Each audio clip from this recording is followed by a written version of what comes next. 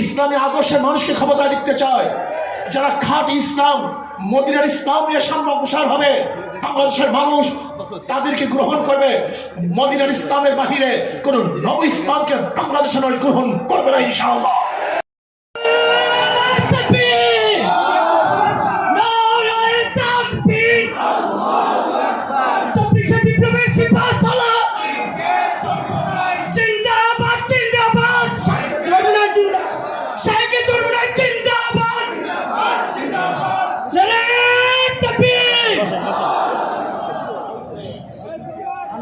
আসসালামু আলাইকুম ওয়া রাহমাতুল্লাহ।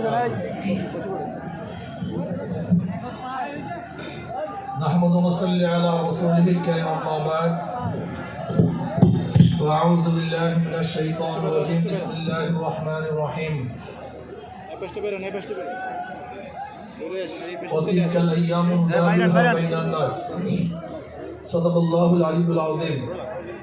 সবাই বলি সাল্লাল্লাহু আলাইহি ওয়াসাল্লাম। ইসলামী যুব আন্দোলন কর্তৃক আয়োজিত যুব কনভেনশনের সম্মানিত সভাপতি, মঞ্চ উপবিষ্ট আমাদের সেরেতাজ শ্রদ্ধাভাজন আমির হযরত পীর সাহেব হুজুর চরমনাই দামাত বরকাতুল আলিয়া, সর্বস্তরের নেতৃবৃন্দ, সকল স্তরের যুবক ভাইয়েরা আমার, আজকে আমাদের খুশিতে মন ভরে গেছে। মনে হয় যেন আজকে আসমানের ফেরেশতাগুলিও এই যুব কনভেনশনের উপস্থিতি দেখে তারাও খুশিতে আত্মহারা। যুবক যদি জাগ্রত হয় তাহলে সেই জাতি জাগ্রত হয়, যুবক যদি জাগ্রত হয় দেশ জাগ্রত হয়, যুবক যদি ভালো হয় সেই সমাজটা ভালো হয়ে যায়, যুবক যদি ভালো হয় তাহলে দেশটা ভালো হয়ে যায়। মনে রাখতে হবে, ইসলামী যুব আন্দোলন রুহানিয়তের সমন্বিত প্রয়াস,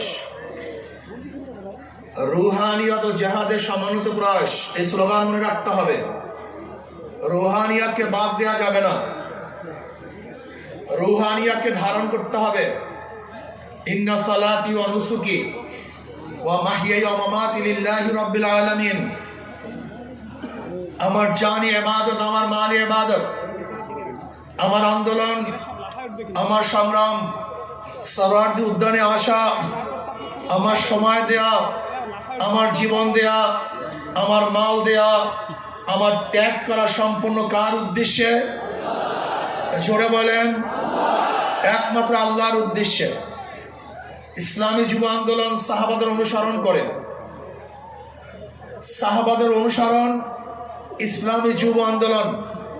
সাহাবাদেরকে ভুলবেন না, তারাই আমাদের অনুপ্রেরণা। আমরা তাদের দেখানো পথে চলতে চাই, তাদের মহব্বত অন্তরে লালন করি, তাদের ভালোবাসতে জানি, তাদেরকে ভালোবাসতে জানি, তাদেরকে এত মহব্বত করি, আমাদের জীবনের চেয়ে সাহাবায়ে কেরাম থেকে বেশি মহব্বত করি। শুধু কি তাই, যারা সাহাবাদেরকে ঘৃণা করে, সমালোচনা করে, ওদেরকে আমরা মহব্বত করতে পারি না, ওদেরকে আমরা ভালোবাসতে পারি না। আমরা জনাব মুহাম্মদ রাসূলুল্লাহ সাল্লাল্লাহু আলাইহি ওয়াসাল্লাম আদর্শ গ্রহণ করে তার দেখানো নীতি আদর্শ বাস্তবায়ন করতে চাই। আমরা এরদোগানের আদর্শ বাস্তবায়ন করতে চাই না, আমরা মুরসির আদর্শ বাস্তবায়ন করতে চাই না, আমরা মদিনাওয়ালার আদর্শ বাস্তবায়ন করতে চাই। আমি যুব আন্দোলনকে বলবো, খবরদার সুন্নাতকে বাদ দিয়ে কোন আন্দোলন সংগ্রাম আমরা করতে চাই না। আমরা সুন্নাতকে ধারণ করে আন্দোলন সংগ্রাম করতে চাই। আমরা সুন্নাতকে জবাই দিয়ে তাকিয়ার নামে, আমরা কৌশলের নামে সুন্নাতকে জবাই দিতে চাই না, বরং আমরা চাই সুন্নাতকে সমন্বিত করতে, সুন্নাত অনুযায়ী চলতে। আমি বিশ্বাস করি, ওয়ালা তাহিনু ওয়ালা তাহজানু ওয়া আনতুমুল আ'লাউনা ইন কুনতুম মুমিনিন।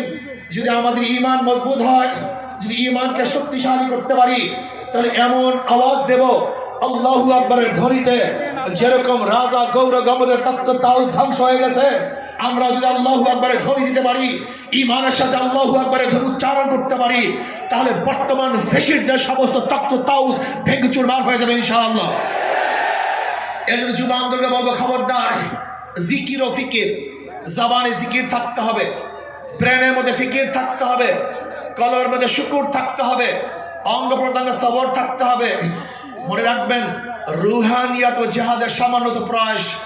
রুহানিয়াতকে বাদ দিয়ে কোনো জিহাদ আমরা চাই না। রুহানিয়াতকে বাদ দিয়ে জিহাদ করবেন, এটা জিহাদ হবে না, সন্ত্রাস হবে। কি হবে? সন্ত্রাস হবে। যেই জিহাদের সাথে রুহানিয়াত নাই, ওই জিহাদ জিহাদ না, বরং সন্ত্রাসবাদ হবে। ইসলামী ছাত্র আন্দোলন, ইসলামী যুব আন্দোলন, ইসলামী আন্দোলন বাংলাদেশ, তারা কি চায়? আল্লাহর জমিনে আল্লাহর হুকুমাতের মাধ্যমেই কল্যাণ রাষ্ট্র চায়। ইসলাম হুকুমাত বাদ দিয়ে আমরা কল্যাণ রাষ্ট্র চাই না। আমরা ইসলাম হুকুমাতের মাধ্যমেই কল্যাণ রাষ্ট্র প্রতিষ্ঠিত করতে চাই। আমরা বিশ্বাস করি ইসলাম হুকুমাত ব্যতীত secularism, socialism, capitalism, communism, democracy কোনো আদর্শ মানুষকে শান্তি দিতে পারে না, মুক্তি দিতে পারে না। একমাত্র মানুষের মুক্তির গ্রান্টি হলো ইসলাম হুকুমাত। এই ইসলাম হুকুমাত কায়েম করতে হবে। আপনারা জানেন, আজকে অন্তর্বর্তী সরকার কিছু সংস্কার করতেছে, তার মধ্যে রাষ্ট্র সংস্কার। অবশ্যই রাষ্ট্র সংস্কার করতে হবে। কেন? আপনারা জানেন, ফ্যাসিস্ট সরকার, রাষ্ট্রের এমন কোনো বিভাগ নেই যে বিভাগকে ধ্বংস করে নেই, সমস্ত বিভাগকে ধ্বংস করে ফেলেছে। কাজী ধ্বংসস্তূপের উপরে সুন্দর একটা নির্বাচন উপহার দেওয়া সম্ভব নয়। আগে সংস্কার হবে, তারপরে নির্বাচন হবে। রাষ্ট্র সংস্কারের মধ্যে আমি বিচার বিভাগের স্বাধীনতা চাই, বিচার বিভাগের পূর্ণ স্বাধীনতা চাই। আজকে আমরা কি দেখেছি? সরকার পরিবর্তন হওয়ার সাথে সাথে সমস্ত আসামিরা খালাস হয়ে গেছে। আবার সরকার পরিবর্তনের সাথে সাথে অনেক আসামি জেলে ধুকে ধুকে মরছেন। তার মানে বিচার বিভাগ কি সরকারি ইঙ্গিতে চলে? একটা ভালো রাষ্ট্রের, উন্নত রাষ্ট্রের সবচেয়ে বড় মানদণ্ড হলো বিচার বিভাগের স্বাধীনতা। যেই রাষ্ট্রের মধ্যে বিচার বিভাগের স্বাধীনতা নাই, ওই রাষ্ট্র ভালো কল্যাণমুখী একটা রাষ্ট্র হতে পারে না। এর জন্য আমি বিচার বিভাগের স্বাধীনতা চাই। এমন স্বাধীনতা চাই, বিচারকরা আইন অনুযায়ী বিচার করবে, কারোর ইঙ্গিতে বিচার করবে না, কারোর দিকে দৃষ্টি করে বিচার করবে না, বরং আইনে যা আছে সেই অনুযায়ী সে রায় প্রদান করবে। এমন স্বাধীনতা বিচার বিভাগকে থাকতেই হবে। এমনকি ওই চেন্নাইকে, চিটাগের চেন্নাইকে, সেও যদি বিচারের আওতাধীন, সেও যদি আইনের আওতায় খালাস পায়, আমার কোনো আপত্তি নেই। কিন্তু আমিও যদি বিচারের আইনের মাধ্যমে জেলে থাকি, তাহলে আমার আপত্তি নেই। বিচার বিভাগকে স্বাধীন দিতে হবে। কারোর ইঙ্গিতে বিচার বিভাগে চলতে পারে না। যদি বিচার বিভাগের স্বাধীনতা না থাকে, মান হাফেরা হুফেরা, তুমি যেই গর্ত খুঁজবা সেই গর্তের মধ্যে একদিন তুমিই পড়বা। এই জন্য বিচার বিভাগের স্বাধীনতা চাই। নাম্বার 2, সংবিধান সংস্কার। আজকে দেখেছি সেখানে প্রায় 505টা আসন রাখা হয়েছে। আসন কম হোক বেশি হোক, কিন্তু সব জায়গায় নির্বাচনের ভিত্তিতে সংসদ সদস্য হতে হবে। মহিলাদের জন্য সংরক্ষিত আসন 100, এটা আমরা মানি না। যে সংরক্ষিত আসন মহিলাদের জন্য রাখা হয়, এটা মহিলাদের সাথে বৈষম্য করা হয়, তাদেরকে দুর্বল ভাবা হয়। আমরা তো কোঠার বিরুদ্ধে আন্দোলন করেছিলাম। যদি আবার মহিলাদের জন্য কোঠা রাখা হয়, তাহলে আমরা আন্দোলন সাকসেস হই নাই। আমরা বলবো মহিলারা সরাসরি নির্বাচন করবে, নির্দিষ্ট কোনো কোঠা আমরা চাই না। কোনো মহিলাদের জন্য নির্দিষ্ট কোঠা থাকবে না, তারা নির্বাচন সরাসরি করবে। কাজী আমি অন্তর্বর্তী সরকারকে বলবো, মহিলাদের জন্য কোনো নির্দিষ্ট আসন ইসলামী আন্দোলন বাংলাদেশ, এটা আমরা মানতে পারি না, এইটা আমরা চাই না। আমরা চাই দ্বিকক্ষ বিশিষ্ট হোক, এককক্ষ বিশিষ্ট হোক, পিয়ার সিস্টেমে নির্বাচন হবে, সংখ্যানুপাতিক নির্বাচন হবে। যদি সংখ্যানুপাতিক নির্বাচন না হয়, পিয়ার সিস্টেমে নির্বাচন না হয়, তাহলে আবারও কালো টাকা সরাসরি হবে, বেশি শক্তি ব্যবহার করা হবে, মানুষের ভোট অধিকার প্রয়োগ করতে পারবে না, আমাদের আন্দোলন ব্যর্থ হবে। আজকে জুলাই বিপ্লবে ইসলামী আন্দোলনের কি ভূমিকা ছিল আপনারা জানেন। 5ই জুলাই বরিশাল আমরা ঘোষণা দিয়েছিলাম যে ছাত্রদের বৈষম্য বিরোধী আন্দোলনের সাথে আমরা সম্পৃক্ত। শুধু কি তাই, সেখান থেকে শুরু করে এমন কোন আন্দোলন নাই, সংগ্রাম নাই যেখানে আমরা মাঠে ছিলাম না। আমরা জীবনের মায়া ত্যাগ করে রাস্তায় ঝাঁপিয়ে পড়েছিলাম।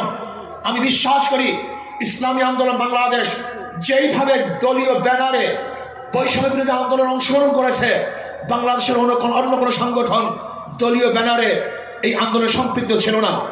শুধু কি তাই, ইসলামী আন্দোলন বাংলাদেশের যারা শীর্ষস্থানীয় লিডার নেতা তারাই মাঠে ছিল, কিন্তু যারা বৈষম্য বিরোধী আন্দোলনের বিরোধিতা করেছে, বলেছে যে এই সংগ্রামের সাথে আন্দোলনের সাথে আমরা সম্পৃক্ত নাই, তারা যদি আজকে নতুনভাবে ক্ষমতা দেওয়ার স্বপ্ন দেখে, এদেশের জনগণ সেই স্বপ্ন পূরণ হতে দেবে না। সংস্কারের বিরুদ্ধে সংস্কারের পরেই নির্বাচন হবে। আজকে সংস্কার করতে যারা বাধা সৃষ্টি করেছেন, আমি বলবো দীর্ঘ 16 বছর কোথায় ছিলেন? রাগ ডাক সেরেই বলবো, বিএনপি আপনারা কোথায় ছিলেন? প্রতিবার ঈদের কথা বলেছেন, ঈদের পরে আমরা আন্দোলন করব, ঈদের পরে সংগ্রাম করব, ঈদের পরে সেইটা করব। হাজার ঈদ চলে গেছে, আপনারা আন্দোলন করতে পারেন নেই। কিন্তু ছাত্র জনতা আজকে আন্দোলনের ভিত্তিতে যে অর্জন করেছে, সেই অর্জনকে ধ্বংস করার চক্রান্ত করতেছেন। যে বৈষম্যের বিরুদ্ধে আন্দোলন করেছিলাম, চাঁদার বিরুদ্ধে আন্দোলন করেছিলাম, দুর্নীতির বিরুদ্ধে আন্দোলন করেছিলাম, ধর্ষণের বিরুদ্ধে আন্দোলন করেছিলাম, অবৈধ হত্যার বিরুদ্ধে আন্দোলন করেছিলাম, মানুষের স্বাধীনতার জন্য আন্দোলন করেছিলাম, মানুষের মুক্তির জন্য আন্দোলন করেছিলাম। কিন্তু আমরা কি দেখলাম? 5ই আগস্টের পরে আবারও চাঁদাবাজি, আবারও দখলদারি, আবারও দুর্নীতি। না, বাংলাদেশের মানুষ এই চাঁদাবাজি আর দেখতে চায় না, দুর্নীতি আর দেখতে চায় না। যারা 53 বছর পর্যন্ত বাংলাদেশকে 5 বার দুর্নীতির চ্যাম্পিয়ন করেছে, ওই সমস্ত দলকে বাংলাদেশের জনগণ আর ক্ষমতায় দেখতে চায় না। বাংলাদেশের জনগণ কি ক্ষমতায় দেখতে চায়? ইসলামকে ক্ষমতায় দেখতে চায়। বাংলাদেশের জনগণ ইসলামী আদর্শের মানুষকে ক্ষমতায় দেখতে চায়।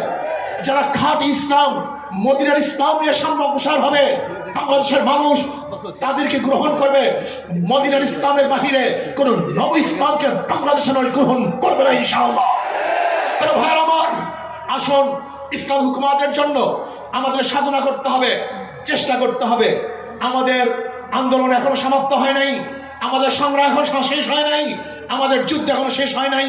ফ্যাসিবাদের বিরুদ্ধে আন্দোলন করেছিলাম, এখন চাঁদাবাজের বিরুদ্ধে আন্দোলন করতে হবে, দখলদারের বিরুদ্ধে আন্দোলন করতে হবে, যারা দুর্নীতিবাজ তাদের বিরুদ্ধে আন্দোলন করতে হবে, যারা ডাকাত তাদের বিরুদ্ধে আন্দোলন করতে হবে, যারা দেশকে ধ্বংস করার চক্রান্ত করতেছে তাদের বিরুদ্ধেও আর একবার আন্দোলন করতে হবে। আজকে ভারত আমাদের দেশকে দখল করার চক্রান্ত করতেছে। আমি ভারতকে বলবো, আপনি আমাদের দেশ দখল করার চক্রান্ত করতেছেন, আমাদের দেশের দিকে চক্ষু তুলছেন, আঙ্গুল উঁচা করছেন। আপনি কি জানেন বাংলাদেশের অবস্থাটা কি? আমরা জীবনবার লড়াই করি, বেঁচে আসি, লড়াই করি, বাঁচবো ইনশাআল্লাহ। আমরা জীবনবার লড়াই করেছি, আরো লড়াই করব, লড়াই করতেই থাকবো। যতদিন পর ইসলামী হুকুমত না কায়েম হবে, ততদিন পর্যন্ত ইনশাআল্লাহ মাঠে থাকবো, ময়দানে থাকবো। প্রিয় ভাইয়ের আমার, আগামী নির্বাচন আসতেছে, নহে সমাপ্ত কর্মমদের অবকাশ কোথায় বিশ্রামের। আজকের থেকেই আমাদের কাজ শুরু হবে। মাঠে ময়দানে প্রত্যেকটা দাঁড়ে দাঁড়ে ঘরে ঘরে গিয়ে মানুষকে ইসলামের কথা বোঝাতে হবে, ভোট আদায় করতে হবে, ইসলামের পক্ষে আমরা ভোট নিয়ে আসবো। আল্লাহ আমাকে এবং আমাদের সবাইকে ইসলাম হুকুমত কায়েম করার চেষ্টা করার এবং সর্বোচ্চ ত্যাগ করার তৌফিক দান করেন। যুব কনভেনশন শুকরিয়া আদায় করছি, যারা আয়োজন করছেন সবাইকে ধন্যবাদ জ্ঞাপন করছি। আসসালামু আলাইকুম ওয়া রাহমাতুল্লাহি ওয়া বারাকাতুহু। সংগ্রামী ইসলামী আদর্শের মানুষকে ক্ষমতায় দেখতে চায়, যারা খাঁটি ইসলাম, মদিনার ইসলাম নিয়ে সামনে অগ্রসর হবে, বাংলাদেশের মানুষ তাদেরকে গ্রহণ করবে। মদিনার ইসলামের বাহিরে কোন নব ইসলামকে বাংলাদেশের মানুষ গ্রহণ করবে না ইনশাআল্লাহ।